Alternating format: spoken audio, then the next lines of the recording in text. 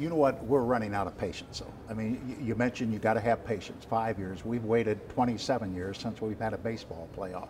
We haven't won a football playoff game in who knows when, since 1993. I mean, how much more can the Kansas City sports fan take? So here's, I mean, my answer back is look at what they're doing right now, Livestrong. Look at what that soccer team is doing. That soccer team, and we own a soccer team with the Galaxy. I think they're going to win the Cup this year. And I think the Cup will be played here. I think they get the home field because they have the best record on the East. I think what that will do for this community is phenomenal. What I love most about Kansas City is you don't need to go get a team in order to prove how great a community it is.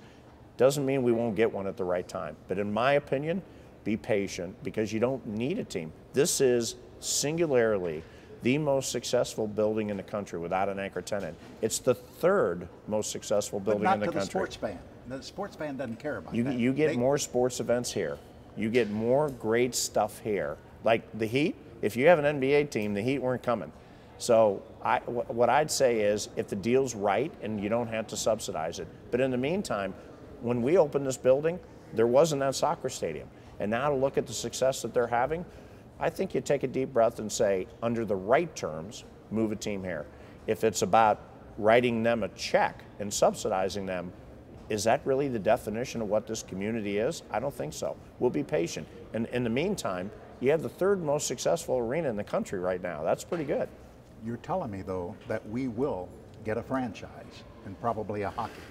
If it were me, and you look around at some of these places where the hockey teams are going, and you look at some of the markets that ultimately are struggling, and I always have to be careful because I'm on the executive committee of the National Hockey League, so I don't want to pick a fight with the commissioner.